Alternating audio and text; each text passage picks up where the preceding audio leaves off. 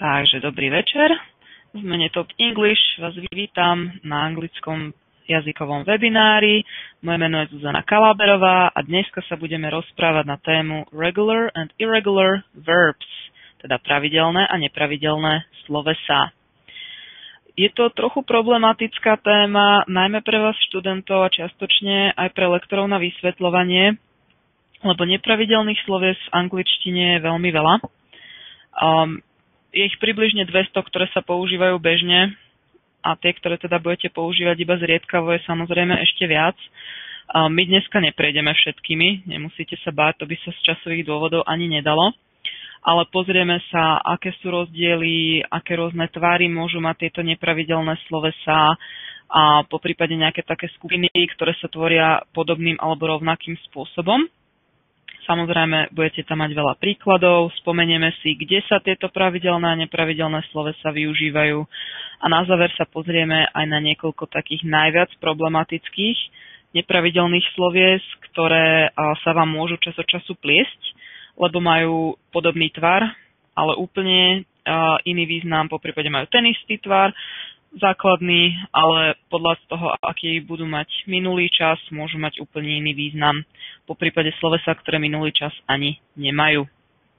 Takže poďme rovno na to, kde sa tieto pravidelné a nepravidelné slovesá používajú, kde sú s nimi najväčšie problémy. Takže najbežnejšie použitie sú to časy minulé a perfect. Perfect časy sú predprítomný, predminulý a predbudúci. Čiže angličtina tieto tvary slovies používa veľmi, veľmi často a nevyhnete sa im. Taktiež sa používajú v trpnom rode. To vám ešte spomeniem presne, ktorý tvar sa v tomto trpnom rode používa. A niektoré z nich sa môžu používať v podmienkach a používajú sa aj v nepriamej reči.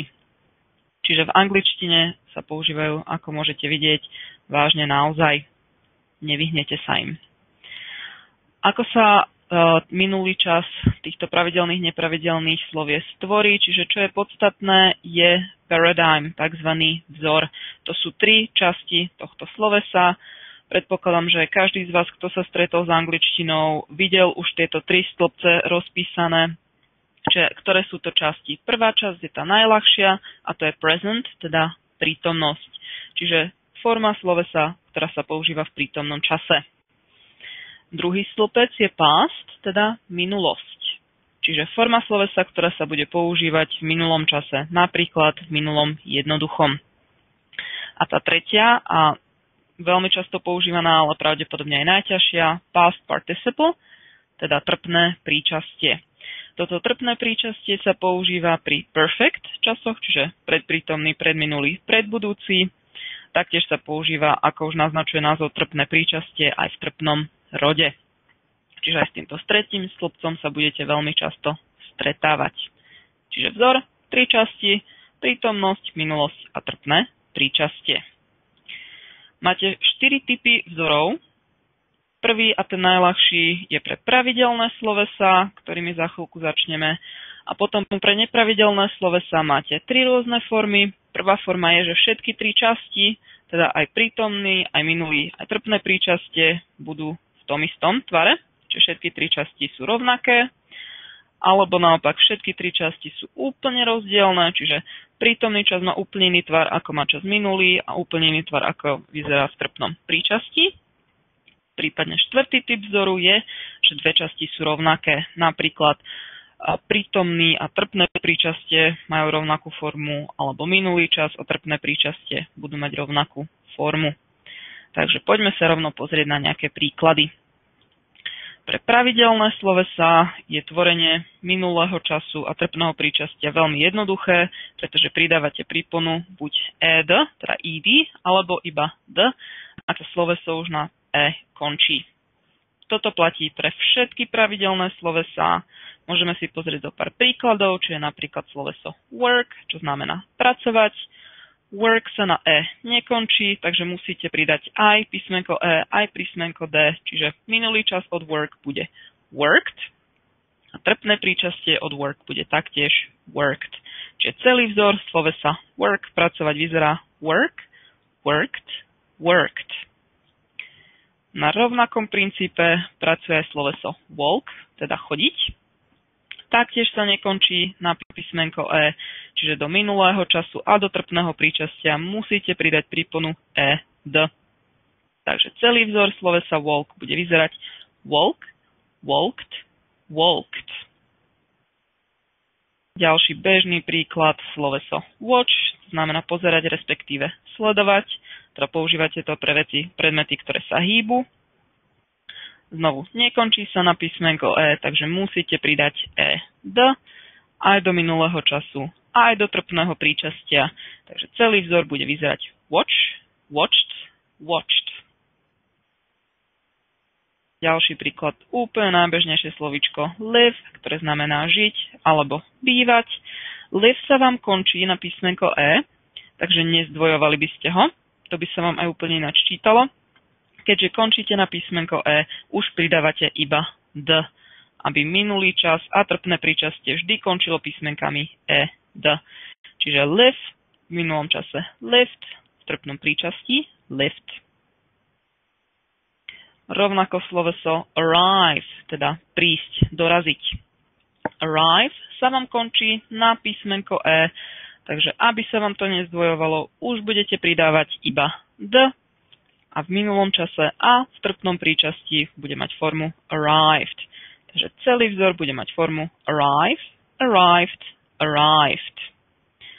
Toto pravidlo platí pre všetky pravidelné slovesá. Tie sú jednoduchšie.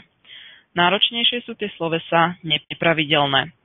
Takže najskôr sa poďme pozrieť na nepravidelné slovesá, kde všetky tri časti, teda aj prítomnosť, aj minulosť, aj trpné príčastie majú formu rovnakú. Je to napríklad sloveso cut. Cut znamená rezať, strihať, krájať. Čiže všetky tri časti sú rovnaké, takže cut bude mať formu cut, cut, cut. Rovnako funguje sloveso put. Put teda položiť. Všetky tri časti sú rovnaké, takže celý vzor bude mať formu put, put, put. Takisto sloveso cost. Cost znamená stáť, teda rozprávame sa o cene, že niečo vás stojí 2 eurá. Minulý čas aj trpné príčastie budú mať tú istú formu, čiže cost, cost, cost. Taktiež sem patrí sloveso hit, teda udrieť. Minulý čas aj trpné príčastie majú tú istú formu, takže hit, hit, hit. A ešte jeden príklad, hurt, čo znamená niekoho zraniť alebo niekomu ublížiť. Minulý čas aj trpné príčastie majú tú istú formu, takže hurt, hurt, hurt. Upozorňujem vás, príkladov na takéto nepravidelné slovesá, ktoré majú všetky tri časti rovnaké, je pomerne málo. Takže až tak často sa s nimi nebudete stretávať. Oveľa častejšie je, že teda všetky tri časti budú úplne rozdielne. Môžu sa tvoriť niekoľkými spôsobmi. Jeden bežný spôsob je, že v prítomnom čase sa bude v rámci slova písať mäkké i, do minulého času ho zmeníte na a do trpného príčastia na u. Napríklad príklad drink, teda piť.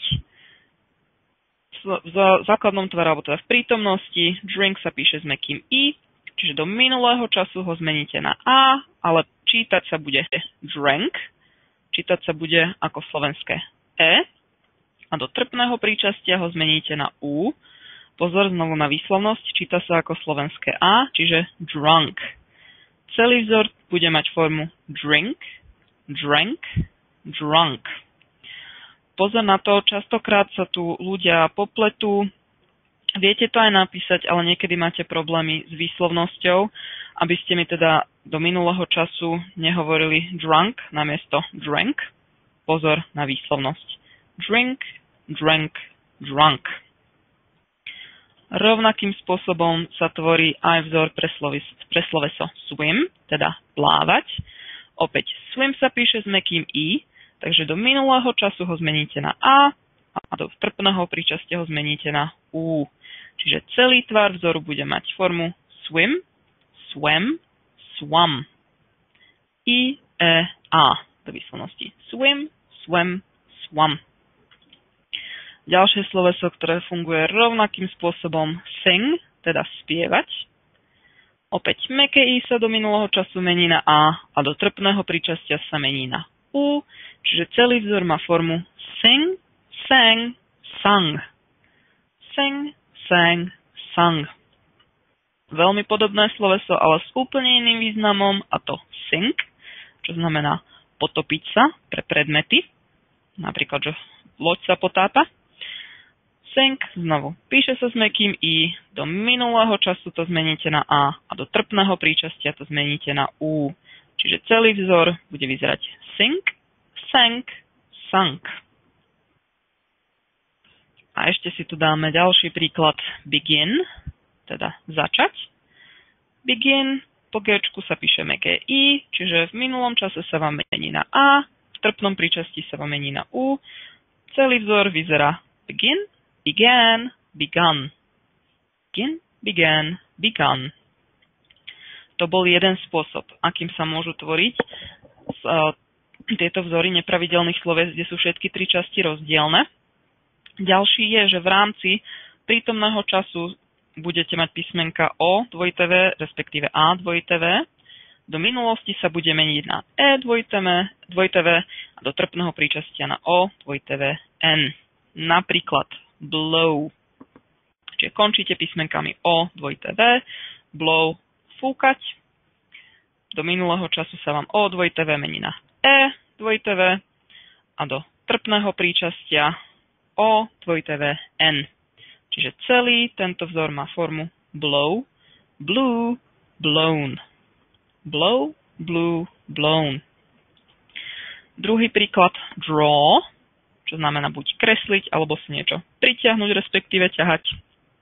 Tentokrát nekončíme na o, ale končíme na a za ním nasleduje dvojité v, ale minulý čas a trpné príčastie sa tvorí rovnako, teda mení sa to na e dvojité v a potom a dvojité v n. Čiže celý tento vzor má formu draw, drew, drawn. Draw, drew, drawn. Ďalší príklad sloveso throw, teda hodiť, hádzať. To throw. O meníte do minulého času na e, do trpného príčastia pridávate n, takže celý tento vzor má formu throw, threw, thrown.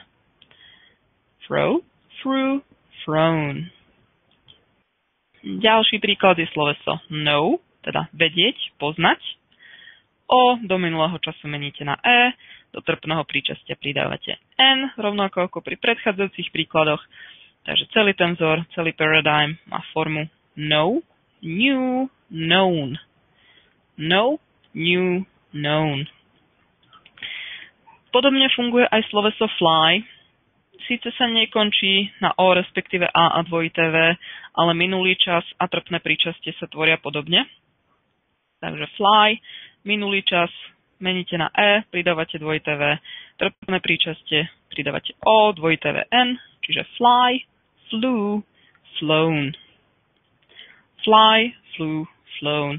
Ako môžete vidieť na tomto slovese fly, pri nepravidelných slovesách je veľký problém povedať, že toto pravidlo platí vždy pre túto situáciu, lebo nájdete veľké množstvo výnimiek. Ďalší spôsob, ako sa môže tvoriť tento vzor, keď sú všetky tri časti rozdielne. Keď máte písmenka i, e, respektíve e, a, do minulého času sa budú meniť na o a do trpného príčastia na e, n. Napríklad sloveso write, teda písať. Toto i budete do minulého času meniť na o, čiže wrote. Do trpného príčastia končíte písmenkami n. Pri slovese write sa vám to bude aj zdvojovať, čiže write, wrote, written. Write, wrote, written. Rovnako funguje aj sloveso get. A taktiež všetky slovesá, ktoré sú od slovesa get odvodené, čiže napríklad forget, čo je zabudnúť, get je dostať, forget je zabudnúť, ale forget používa sloveso get, čiže minulý čas bude mať navlast taký istý aj trpné príčastie. Get, e sa vám mení do minulého času na o, do trpného príčastia zdvojuje sa vám t a pridávate e, n, čiže get, got, gotten. To isté by bolo aj pre sloveso forget, čiže forget, forgot, forgotten. Ďalší príklad speak, teda EA sa vám mení do minulého času na O, do trpného príčastia pridávate EN, čiže speak, spoke, spoken. Speak, spoke, spoken.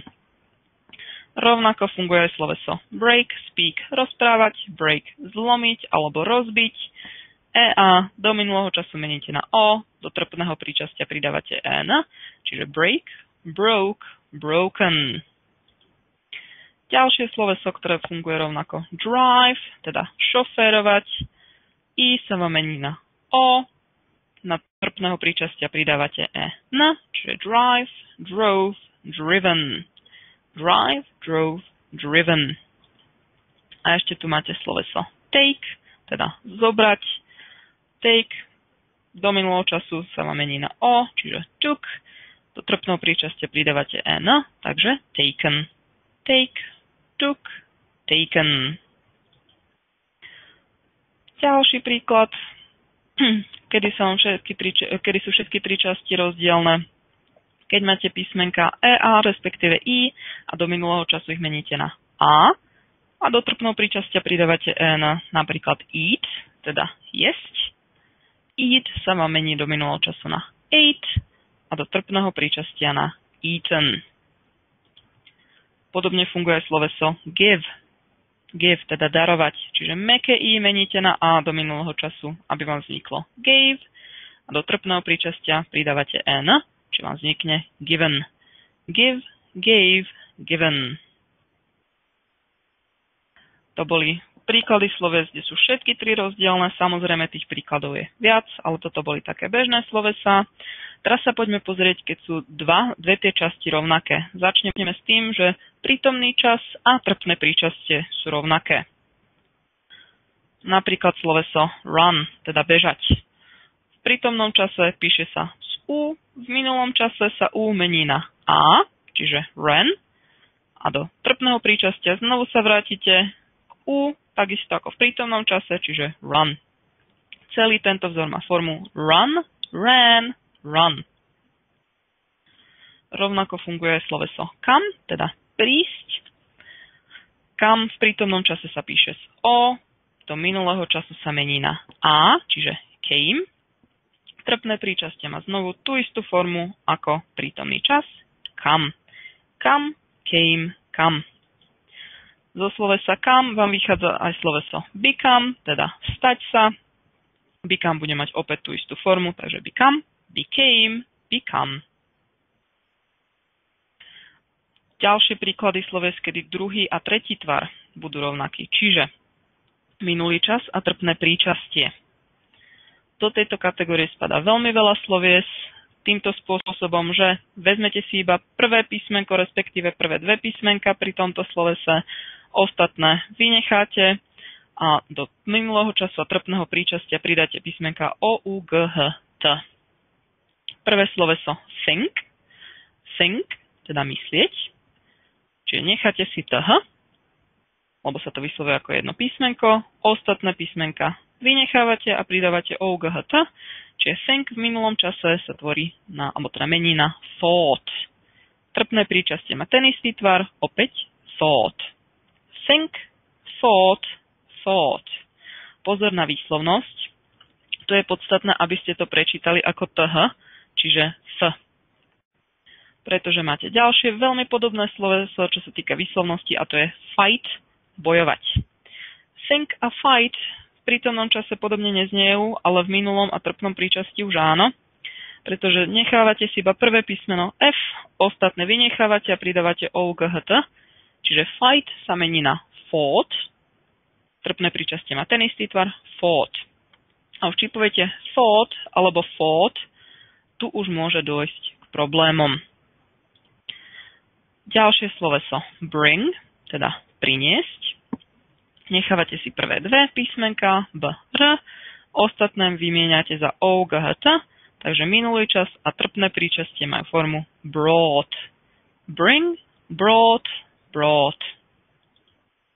Podobne sa tvorí aj sloveso buy, teda kúpiť. Nechávate si iba prvé písmenko B, preto bring muselo si ponechať prvé dve písmenka BR, ináč by to bolo úplne v rovnakej forme.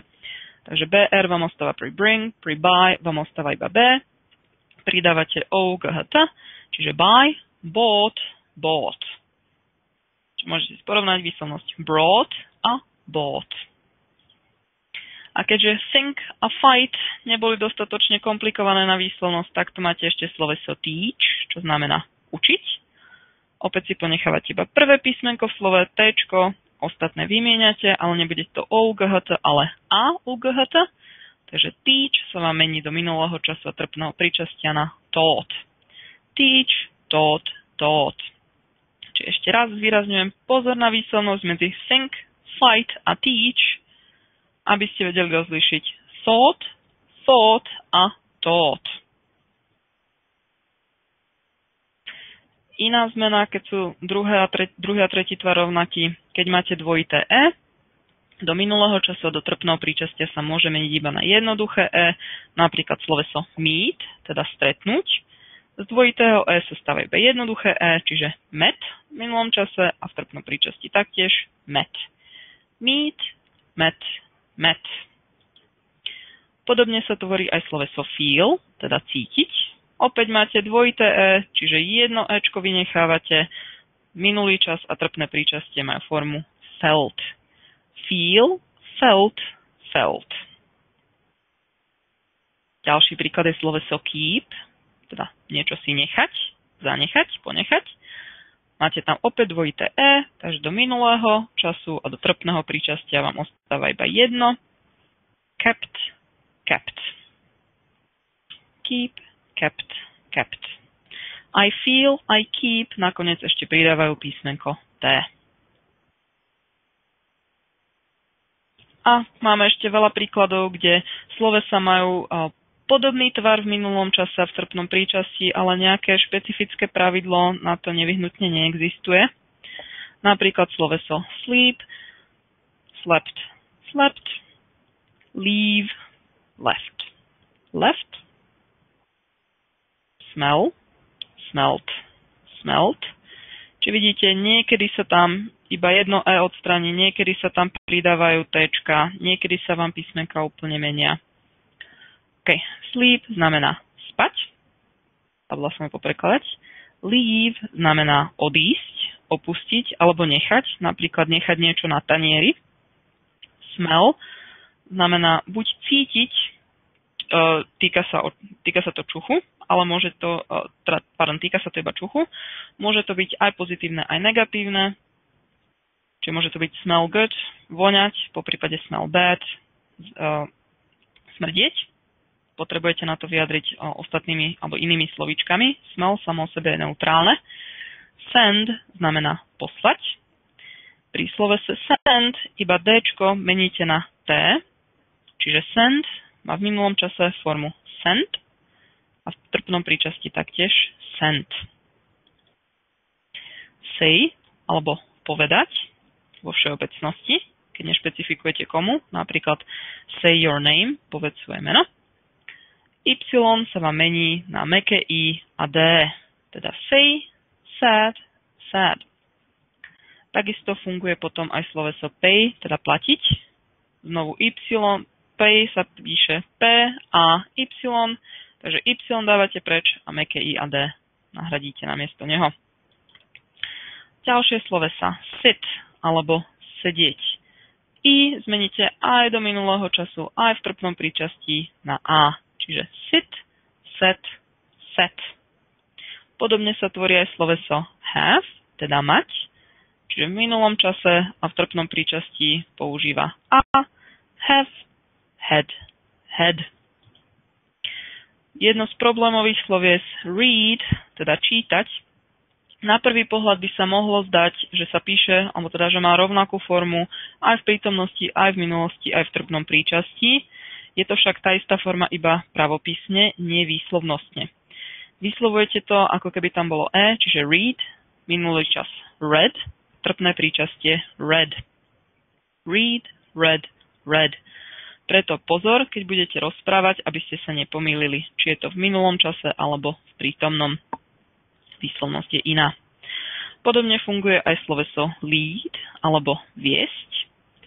lead, ale tu už sa vám to mení aj pravopisne, teda do minulosti ostáva iba aj do trpného príčastia lead, led, led. Read vám ostáva aj ale iba pravopisne, výslovnostne nie, lead a dávate preč. Ďalšie bežné sloveso stand, teda stáť. Stand vo strede slovesa používa dve o v minulom čase aj v trpnom príčasti, takže stand sa mení na stood a stood. Ešte také bežné sloveso shine, teda svietiť alebo žiariť. Tu sa pridáva, alebo teda tu sa i mení na o aj v minulom čase, aj v trpnom príčasti. Teda celý tento vzor má formu shine, shone, shone. A ešte také druhé, alebo teda ďalšie bežné sloveso tell, taktiež povedať. Say, ako som spomínala, povedať vo všeobecnosti. Tell, keď to hovoríte niekomu špecifickému, teda za tým použijete aj osobu, napríklad tell me, povedz mne. Minulý čas má formu told, čiže tu vidíte, že meníte na o a posledné l-ko meníte na d. Trpné príčastie má tú istú formu, čiže told. Celý vzor tell, told, told. A ešte problémové slovesá, ktoré sa vám môžu pliesť. Takže prvé problémové sloveso je asi to najzákladnejšie, ktoré sa vždy učíte ako prvé, to be, respektíve byť. Problémové je v tom, že v prítomnom čase má tri rôzne formy. Pre prvú osobu jednotného čísla m, pre druhú osobu jednotného čísla a všetky osoby množného čísla r a pre tretiu osobu jednotného čísla is. Čiže I am, you are, he, she, it is, we are, you are, they are. V minulom čase má taktiež dve formy. Pre jednotné číslo was, pre množné číslo were, akožto pravdepodobne jediné sloveso. Čiže aj tu si musíte dávať pozor na osoby. Trpné príčastie má tú istú formu pre všetky osoby, a to been. Taktiež existujú slovesá, ktoré nemusia mať nejaký špecifický tvar pre minulý čas alebo trpné príčastie. Patrí sem napríklad sloveso must, teda musieť. Must viete použiť iba v čase prítomnom. V minulom čase nemá žiadnu formu, ani v trpnom príčastí, ani v budúcom čase. Čiže pokiaľ to nepoužívate v prítomnom čase, ale chcete to dať do minulosti, musíte použiť nejaké synonymum, napríklad sloveso have to, ktoré tiež znamená musieť. Ako sme si spomínali, have v minulom čase má tvar had, v trpnom príčasti taktiež had. Podobná situácia je aj pri slovese can, teda môcť alebo vedieť, ktoré síce má formu pre minulý čas, a to could, ale pre trpné príčastie už formu nemá. Takže keď potrebujete použiť čas, ktorý si vyžaduje trpné príčastie, alebo chcete použiť trpný rod, nemôžete použiť sloveso can, musíte použiť nejaké synonymum, napríklad sloveso be able to. To je taktiež znamená byť schopný. Be able to už minulý tvar má, používate minulý tvar slovesa to be, čiže was alebo were able to, a pre trpné príčastie been able to. A ešte posledná kategória, a to slovesa meniace význam podľa vzoru, poprípade slovesa s podobným vzorom. Ako prvé je to sloveso hang. Pokiaľ to máte v tvare hang, minulý čas hung, trpné príčastie hung, čiže hang, hung, hung, znamená to visieť alebo zavesiť. To isté sloveso má však aj iný vzor, keď sa správa ako pravidelné sloveso hang, hanged, hanged, a vtedy to znamená obesiť. Takže dávajte si veľký pozor, či to chcete použiť vo význame, že ste si zavesili hodinky na stenu, alebo že niekto bol obesený. Základné sloveso a sloveso v prítomnosti je to isté, stále je to hang, ale vzory má iné. Čiže zavesiť na stenu hung, hung, obesiť hanged, hanged. Podobný prípad je aj sloveso lie. Keď sa správa ako nepravidelné sloveso, teda celý vzor je lie, lay, lain, lie, lay, lain, vtedy to znamená ležať. Napríklad ležať v posteli. Keď sa však správa ako sloveso pravidelné, čiže celý vzor by bol lie, light, light, akožto lie sa končí na e, takže už pridávate iba d, lie, light, light, vtedy to znamená klamať. Opäť sloveso základná a v prítomnom čase má tú istú formu lie, ale vzory sú iné. Keď chcete použiť význam ležať v posteli, tak je to lay a lain. Keď chcete použiť význam klamať, je to lied, lied. Tu vám robí komplikáciu ešte ďalšie sloveso, a to v základnom tvare lay. Čiže tak, ako ste mali minulý tvar od slovesa ležať, tak to je základný tvar lay, keď to znamená prestrieť. Napríklad prestrieť stôl alebo naklásť vajce v prípade sliepky. Aj tak sa používa základné sloveso lay, ktoré má minulý tvar laid a trpné príčastie laid. Takže pozor na slovesa ležať, lie, lay, lain, klamať, lie, lied, lied a prestrieť napríklad stôl alebo zniesť vajce lay, laid, laid. Tu sa najčastejšie spravia chyby, lebo si popletiete, že ktoré sloveso je ktoré. Čiže pozor na tieto tri slovesa. Pravidelné slovesa ešte raz tvoria sa jednoducho, iba pridávate ed, keď sa už končí základné sloveso na e, pridáte d. Nepravidelné slovesa môžu mať buď tú istú formu pre všetky, napríklad cut, cut, cut, alebo všetky tri môžu byť rozdielne, napríklad drink, drank, drunk, alebo dve môžu byť podobné, respektíve rovnaké, napríklad sit, sat, sat. Tieto slovesa sa bohužiaľ musíte iba naučiť, ale možno by vám pomohlo, kebyže si ich viete takto zaradiť do nejakých skupín, ako som vám ich tu zaraďovala ja. Niektoré pravidlá platia pre viacero sloviec, niektoré tam ani pravidlo nenájdete, máte veľa výnimiek. Takže držím vám palce, aby ste sa naučili tieto slovesa. Je to náročná vec, je však v angličtine veľmi dôležitá, vyhnúť sa tomu nedá. Ja vám ešte raz ďakujem veľmi pekne za pozornosť a dúfam, že vás uvidím buď ja alebo moji kolegovia na nejakých ďalších webinároch. Dovidenia.